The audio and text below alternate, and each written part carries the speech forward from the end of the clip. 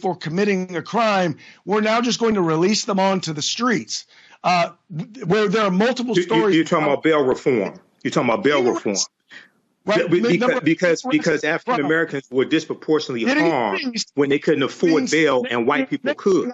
Let me jump in because this is running a little long. But let me just clarify. Let's remember the war on drugs started in 1971 with Richard Nixon. Republicans don't want to talk about that. He was a Republican the last time I checked. The war on drugs started June 17, 1971, when a Republican named Richard Nixon declared his war on drugs in front of Congress. So if we want to deal with that, we need to go back there and come forward. Black people have been, by and large, Democrat since the late 1960s. A recent Pew Research poll shows that only 4% of Black registered voters would vote for a Republican candidate. While Black Republicans are few, the study found they tend to be younger than Black Democrats. A Black Republican group called Project 21 believes the sway of young Black voters comes from the lack of upward mobility, poverty, crime, and other social ills. Project 21 is a network of Black leaders from across the nation and have identified 10 critical areas for reform and are offering 57 recommendations to remove barriers blocking Blacks. I don't like the word Blacks, but that's okay. Black people. Craig DeLuz, a Project 21 member and founder of Uncommon Sense Media Group, is joining us to explain their blueprint for a better deal for Black America plan. Hello, Mr. DeLuz. Welcome to the show. Pleasure to be here. Thank you for being here. I had a chance to look over this blueprint for a better deal for Black America, and I would be remiss if I didn't start off by saying that this is an extensive report of super anti-Black, and I would even say white supremacist talking points that are filled with completely absurd notions that want to roll back all of the racial progress that we've made in terms of civil rights and advancement. So what do you have to say for this plan and why you believe the suggestions that you've made, such as trying to ban critical race theory, get rid of all kinds of civil rights protections, is actually the right plan for Black America? Okay, well, first of all, your mischaracterization of the plan is, and as well, by the way, of Project 21, just goes to demonstrate how little you actually probably spent on it or on Project 21. First of all, Project 21 is not a Republican group. It's a group of people who think differently. We didn't say Republican. Than the left-wing paradigm. In other words, the Black community is just like every other community in that not everyone thinks alike. Right, we come from different. We have different beliefs. We have different. We have a variety of beliefs. We have a variety of positions on issues. Oftentimes, depending on what that issue is, the challenge we have, in particular, as a Black community, is monolithically we only come at it from one perspective. And we've lost, unfortunately, this is unfortunately an issue on both the right and the left. We've lost the idea of being able to talk about public policy nuance. And when we start talking about public policy nuance, we start to take a look at all of the items or perspectives from both sides and look to see which ones are going to be best for the Black community. What we've wound up with is our policymakers and our politicians only support those on the left. And so you wind up with a Democratic Party who says we don't have to do anything or address any issues of the Black community. And you wind up with a Republican Party that says, well, they're always going to vote Democrat, so we really don't have to address any issues within the Black community. I can agree with you about the Republican Party aspect, but I think that they are actually quite hostile to the Black community. They aren't just indifferent to our community. I think it's interesting because, hold on one second. Well, I didn't cut you off. 1 second. Here's the point that Hold on 1 second. I didn't cut you off, sir. I didn't cut you off, sir. Thank you. One thing I found interesting about the report is that the report talks about, or it starts that there have been failures of the Biden-Harris administration in terms of their policies. But the statistics that are outlined throughout the reports, like, for instance, statistics about homicide rate, statistics about a number of things, are 2019 and 2020. That's when President Trump was actually in office, and he had 4 years of policies to make improvements for the Black community. So how do you explain how President Biden is responsible for the failures of the Trump administration policies in 2020. Well, first of all, understand that the executive summary that was written as it came forward, you look at the put it this way, what the numbers were in 2020, which, by the way, were 2020 and 2019, the numbers have increased since then. And if you look at where those numbers, whether it's crime, whether it's poverty, where those numbers have gotten worse are in particular are in areas that are run by Democrats in major urban inner cities like San Francisco, like Oakland, like Los Angeles, like Chicago, like New York. And these are areas that have been run by Democrats, not just for a few years, but for generations. You look across the country and you look at where liberal policies are put in place, right? Crime is the highest, unemployment is the highest, economic opportunity is the lowest, quality of education is the lowest. I'm not here saying the Republicans have all the answer, the conservatives have all the answers, but here's what I know. I know the Democrats have demonstrated that they simply do not. Well, that's not true that crime is highest and a number of things that you asserted were the highest in Democratic areas. But just because you say it's not true doesn't mean it's not true. Okay, just because you say it's true doesn't mean it's true. So where we go with that?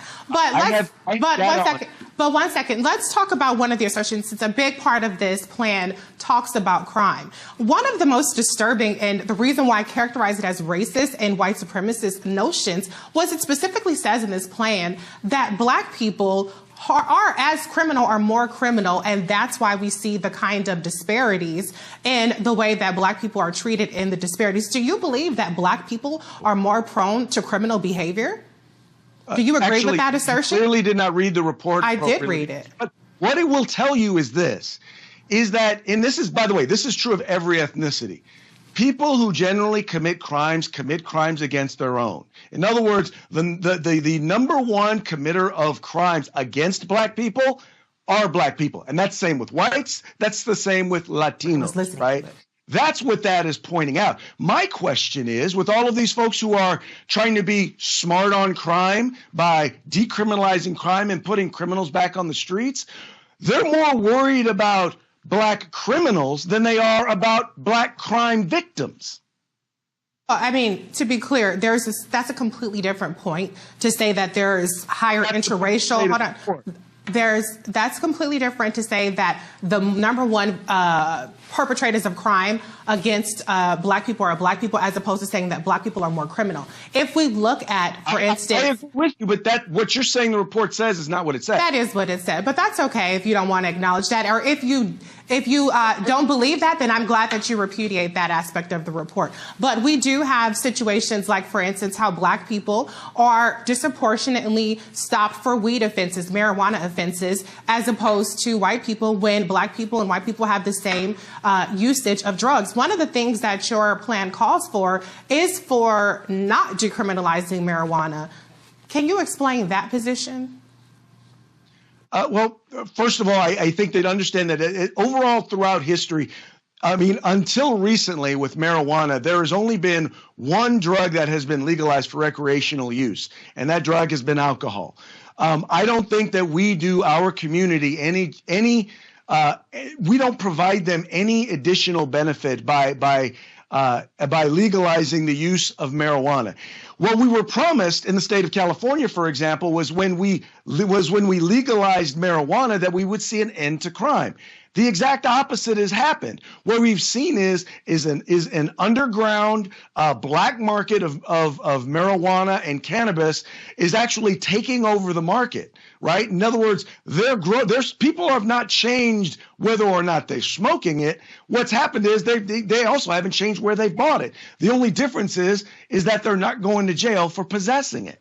That is good, because Black people were disproportionately going to jail for possessing marijuana, despite the fact that they don't have a higher incidence of using marijuana. But let's talk about another major part of your plan, which is critical race theory. This is the boogeyman of conservatives. And I found a lot of really preposterous assertions in here as well. But let me just ask you first and foremost, do you believe that racism against Black people exists in this country? And do you believe that systemic racism exists in this country? Well, first of all, let's talk about what critical race theory is. And I recognize and I understand that. We can get to that. Hold on one second. Mr. DeLuz, we can get to that. Hold on. But I asked you a specific question. Respectfully, can you answer my question? And then we can get to what your understanding of critical race theory is. Do I believe that racism exists? Yes, I do believe that racism exists. Do I believe that systemic racism exists? No, I do not believe that systemic racism exists. I believe that we need to take a look at, I mean, one of the challenges we have is that people who promote critical race theory want to act as if we are exactly where we were from the day that slavery ended. And that is just not the case. We are the freest, most educated, and most prosperous peoples of African descent in the world. Now, is everything where it should be? Are we exactly where we should be striving to be? No, we're not there yet. But what we should do is recognize where we are, recognize the success that we have had, and recognize that staying on the path where we are is exactly what's going to get us to where we need to be. But teaching policies or teaching things in school that teach students that if you're white, you are an oppressor. If you are black, you are oppressed. And the only way you can be successful is if your oppressor lets you be successful. Where they talk about things like proximity to whiteness, saying that, well, if you are successful, if you are college educated, and if you've been married to one person and have children with that one person, well, that's because of your proximity to whiteness. This sort of stuff is utter madness. And this is the sort of stuff that is not going to create racial unity. It's in fact going to create racial division. And that's exactly what it's doing. Well, first of all, we've had racial division in this country since the beginning of time. I mean, we did come here as kidnapped, enslaved people. So this whole notion that critical race theory is creating something is really absurd. And it's actually creating a lot of hysteria by all the mischaracterizations of critical race theory. It's not hysteria at all. I sit on a school board. I've sat on a school board for 18 years, and I've seen them work to try and implement this stuff. And I'm telling you right now, this stuff is divisive. And as we're trying to bring people together, you know, we've worked in our school district to try and do diversity training, to try and do what we call resiliency training, cultural competency with our staff. And it wasn't until this racist, anti-racism training started to come in that we started to have issues and divisions and concerns like this. Oh, anti-racism is the problem as opposed to racism. That's a very interesting assertion, but I'm going to bring in my panel to see if they have any questions for you, Mr. DeLuz. I'm going to start off with our professor, Mr. Michael Imhotep. Do you have any questions? Yeah, I've been going through looking at some of this, and first of all, what you're saying about critical race theory is blatantly false, and then you want to reinstate Donald Trump's divisive, combating race and sexual stereotyping executive order. That's ridiculous. But the question I have is, if we look, for instance, at the article from Yahoo News, do Republicans or Democratic states have more crime? And they talk about how 8 of the 10 states with the highest murder rates per 100,000 are Republican states and states that voted for Donald Trump. Explain to me how Republican policies for fighting crime are going to be more beneficial for African Americans than Democrats. And I'm neither Democrat nor Republican, but I sure as hell ain't stupid. And I know when people are trying to snow job our people as well. But explain that to me. And then I got a follow up to deal with marijuana, because if you study the history of why marijuana was made illegal, it largely goes back to Harry J. Ansling in 1937, who was a white supremacist who targeted African Americans and who lied in front of Congress about the effects of marijuana as well. But we can get to that later. Go ahead and answer the first question. Okay. I'll use the state of California as an example. In the early 90s, in the state of California, we passed a number of laws which actually, which were included mandatory minimums for various different crimes. We started to institute things like going after people who were involved in violent crime, people who were involved in the drug trade, and what we found was for over 20 years we saw a decrease, we saw a cut in crime, in violent crime, and in property crime. And then in the early 2010s, about the time that we got our then Attorney General Kamala Harris, came in with this idea of, well, we're going to institute policies that are smart on crime. And as a part of smart on crime, what we're going to do is we're going to take things that are crimes, major crimes, felonies, and we're going to call them misdemeanors. And then not only are we now going to then call them misdemeanors, we're going to take the people who committed those crimes, we're going to take them out of state prison, and we're going to put them into county jails. Now, as a result of that, we've seen a number of things happen. Number one, the people who went from state prison to county forced then people who were in the county jails out onto the streets. On top of that, in many cases, you had people who were in county jails, which, by the way, are built for up to a year's stay. They're not built for long term, for more than a year. So you saw people who were going into county jails that didn't have rehabilitation programs, weren't set up for long term, and weren't set up for the populations that they had. And so then they started releasing prisoners. So now let's see. We've decriminalized crime. Oh, we got rid of bail. So now that we've gotten rid of bail, when you arrest somebody for committing a crime, we're now just going to release them onto the streets, where there are multiple stories. You're talking about bail reform. Right. Because African Americans were disproportionately harmed when they couldn't afford bail and white people could. Let me jump in because this is running a little long. But let me just clarify. Remember, the war on drugs started in 1971 for Reecie Nixon. Republicans don't want to talk about that. He was a Republican the last time I checked. The war on drugs started June 17, 1971, when a Republican named Reecie Nixon declared his war on drugs in front of Congress. So if we want to deal with that, we need to go back there and come forward. Go ahead. Pause, fellas, pause. Is my mic working? Is my mic on? Can y'all hear me?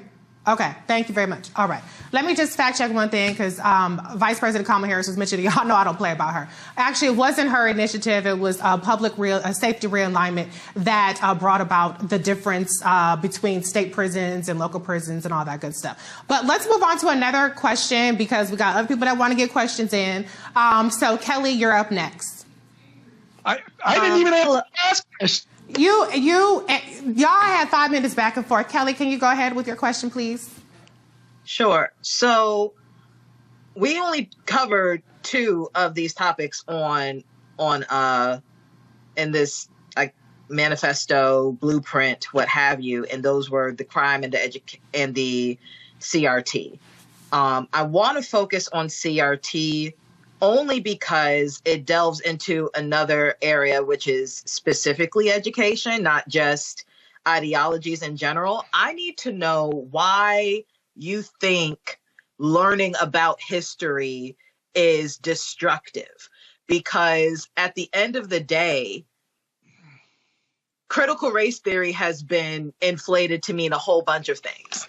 At the end of the day, it really is a legal concept, but what it has been incorporated into as far as education is concerned is really correcting the wrongs that have been taught to myself and generations after me and setting the record straight, such as the enslaved were not just immigrants that came over to America from Africa.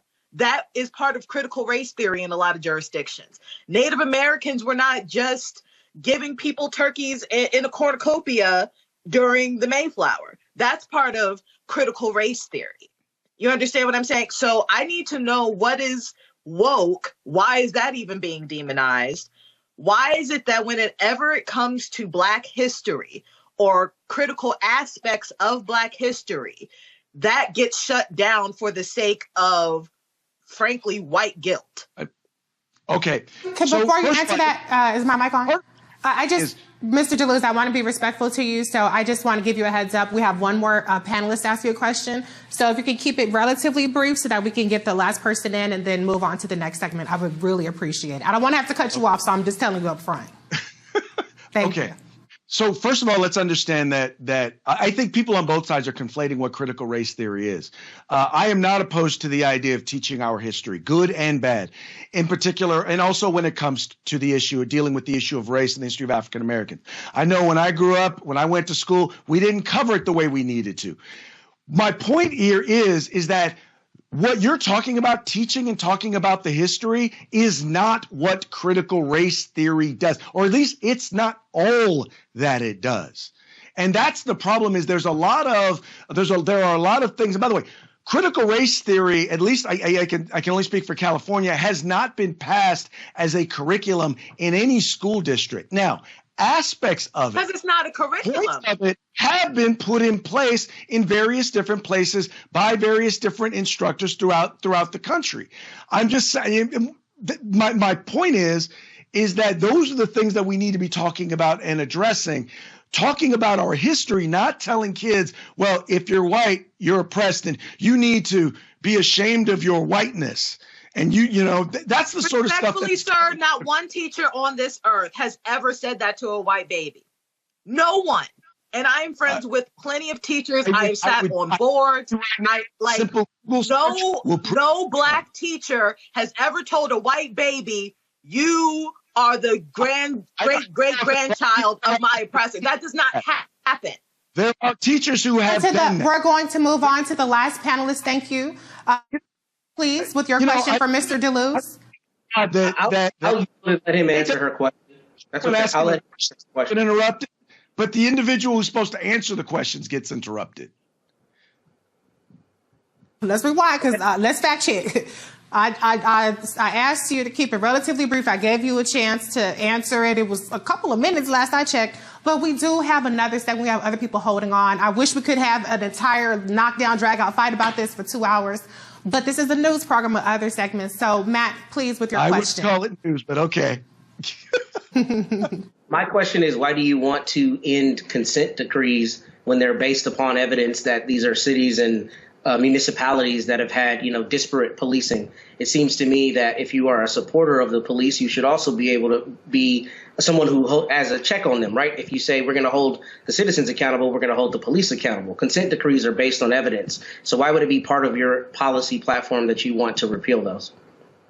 I have to be honest, in particular, the section on consent decrees, I'm not particularly familiar with. I do believe in law enforcement accountability. Things like body cameras are vitally important and should be instituted for all law enforcement, in part because it not only helps keep police accountable, but in many cases, it's actually helped exonerate them or show exactly what happened in many, many cases. It's not the complete story, but it does tell part of the story. And I apologize that I don't know more about the consent decrees. Thank you, Mr. DeLuz, for acknowledging that instead of BSing your way through that segment. To be honest, you sound just slightly more reasonable than this document. And I listened to it and I was aghast at many of the assertions. But we do agree on body cameras because that has been instrumental in bringing justice to light. And to your point, if the cop is innocent, then it will show that as well. So, Mr. DeLuz, thank you so much for your time, coming into the Lion's Den and giving us your perspective on the group, Project 21 group. Thank you so much. All right, take care. All right.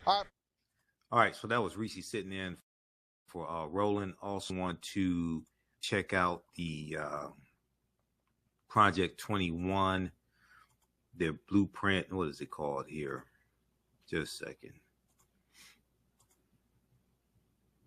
Blueprint for a Better Deal for Black America. Project 21 Black Leadership Network. Black America. Okay, that's what this census is called. And now just reading the executive summary, I knew it was BS when I started reading the executive summary. In 2020, Black overwhelmingly voted for President Joe Biden in hopes he would push policies that would address the growing and diverse needs of their community. 18 months into President Biden's term, Blacks are more than a little disappointed. Rather than the centrist pro-growth and anti-crime policies they've been promised, Blacks have found that their personal situation in large part is worse than it was before Biden became president. And racism isn't the issue. Instead, crippling government policy is the real barrier for Blacks today. Okay. Now, what they don't want, then they say over the last year, the national debate has focused far more on the interests of echo and woke warriors rather than kitchen table issues like job creation and low energy costs. 10 million jobs have been created under the Biden-Harris administration. 10 million jobs are created, 3.7% unemployment rate. The Biden administration has pushed expanding the safety net, enshrining critical race theory in the military, eco-alarmism, and abandoning American southern border. They're not abandoning. This is bullshit. That's what this is.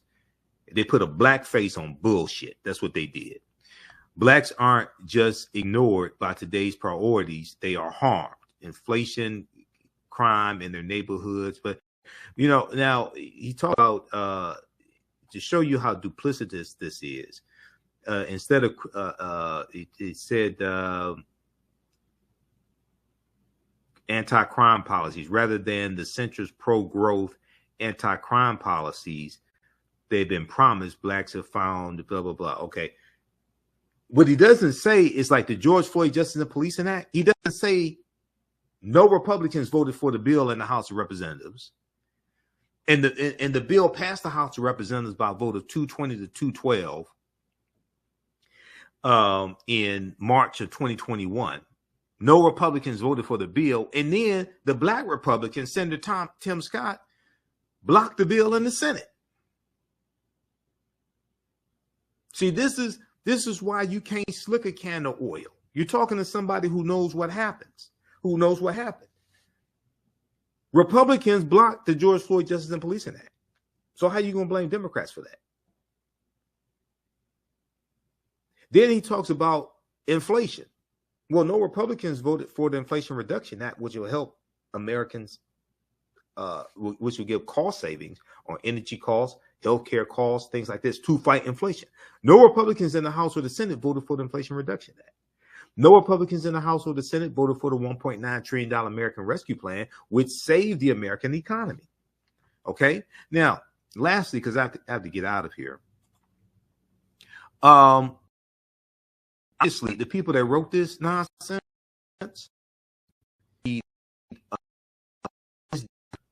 which we've talked about a number of.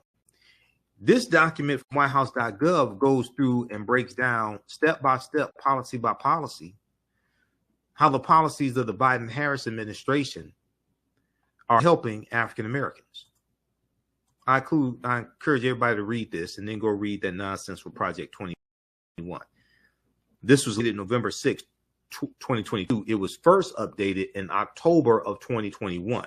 This is the most recent update. It's over 22 pages. The Biden-Harris administration advances equity and opportunity for Black Americans and communities across the country. One of the reasons why many African Americans are frustrated is because they're getting information from the wrong places and don't even this document exists, and they're listening to Simple Simon people on social media pushing propaganda who don't do research and don't understand policy. And they're trying to push for things like we want race-specific policies, but race-specific policies are illegal at the federal level and illegal in most states. That's Title VI of the 1964 Civil Rights Act, non-discrimination and federally assisted programs, Section 601. But those people don't do research, so they don't know things like this. Economic opportunity for Black families and communities. It talks about how the American Rescue Plan has helped African Americans. It deals with things like how 1 million African American children were lifted out of poverty by the child tax credit, which is part of the American Rescue Plan. Even though that has expired, you can get that back. You got to pass it in the House and pass it in the Senate. Okay, maybe you could pick up a few Republicans in the House who will vote for the bill, make it a standalone bill, and get it passed in the Senate. Lowering energy costs. The Biden-Harris administration's vital policies and programs include lowering energy costs and creating economic opportunities through the Inflation Reduction Act. It goes through, breaks all this stuff down. Making home efficiency upgrades more affordable. Creating economic opportunities and good paying jobs. We haven't talked about the $1.9 trillion American Rescue Plan yet. Providing relief to farmers, especially African-American farmers. Republicans are not providing relief to African-American farmers. If anything, you had about 11 white farmers, 11 lawsuits to block the debt forgiveness that was in the American Rescue Plan for farmers of color, including African American farmers. Republicans are against that. Making critical investments in Black families and communities in the American Rescue Plan. Historic expansion of the child tax credit, cutting child poverty to record lows for Black children. Okay. Supporting child care providers and reducing child care costs for Black families. The American Rescue Plan tripled the earned income tax credit for 17 million workers without dependent children. Helping Black Americans stay in homes. There was $25 billion in rental assistance that people stay in their homes. Black Americans were the largest group that received this help, representing more than 40% of aid recipients. This is stuff Republicans don't want to deal with. And people like Craig DeLuz, they don't want to talk about this. They're not going to tell you about this document. Who has showed you this document? Who has told you about this besides me and the African History Network? Go read this. The Biden-Harris administration advances equity and opportunity for Black Americans and communities across the country. This is why when I was reading the executive summary of Project 21, I knew it was garbage. I knew it was nonsense. And that was before Craig even came on the show, and then he came on the show, and then I was right. It's a bunch of nonsense. Okay. All right, look, we have to get out of here. You can support the African History Network, $, the AH Show through Cash App, $, the AHN Show through Cash App, also through PayPal, paypal.me/show. We have a page of our website also. Okay, remember, right now it's correct wrong behavior. It's not until we win. Wakanda forever. And we'll talk to you next. Peace. Be sure to register for the online history classes that I teach on Saturdays and Tuesdays. On Saturdays, I teach ancient Kemet, the Moors, and the Ma'afa, understanding the transatlantic slave trade, what they didn't teach you in school. This is a 12-week online class, and we deal with thousands of years of history and what leads up to the transatlantic slave trade taking place. So if you go to our website, theafricanhistorynetwork.com, theafricanhistorynetwork.com, and scroll down the homepage, you'll see information about our Sunday night radio show. I'm on Sundays, 9 p.m. to 11 p.m. Eastern Standard Time, on 9:10 a.m. the Superstation WFDF, and a Facebook fan page and our YouTube channel as well.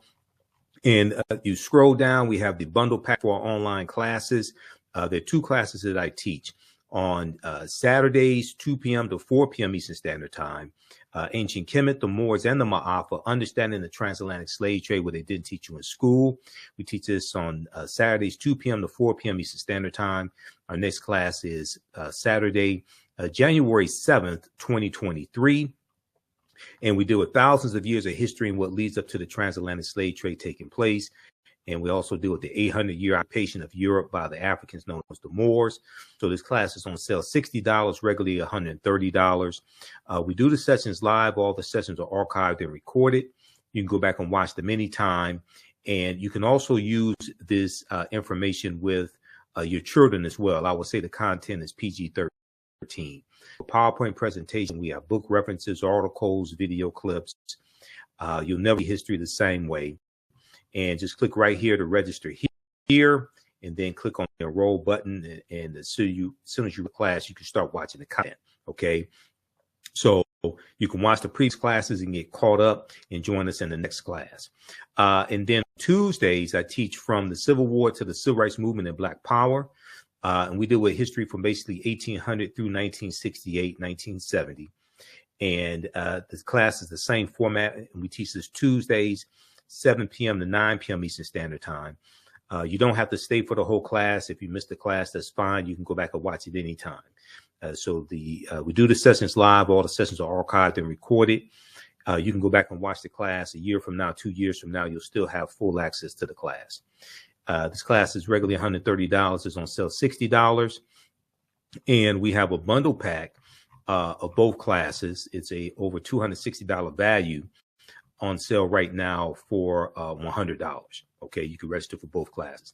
If you've taken any of my online classes in the past, and I've been teaching these going back to 2017 with ancient Kemet, the Moors, and the Ma'afa, understanding the transatlantic slave trade, email us at ahnshow@theafricanhistorynetwork.com, ahnshow@theafricanhistorynetwork.com, and you'll get 50% off the bundle pack. Okay, so you can also email us right through the website as well. At the on the menu at the top of the website, just click on Contact the African History Network, and it takes you to the next page, your contact information as well. Okay, if you want me to do a presentation for your group or organization, either for African American History Month, King Day, Juneteenth, whatever it is, either in person or virtually, email me at ahnshow@theafricanhistorynetwork.com, ahnshow@theafricanhistorynetwork.com. You can also give us a call at 313-462-0003, 313-462-0003. And when you click on the contact the African History Network, once again, we have our contact information there. So you can contact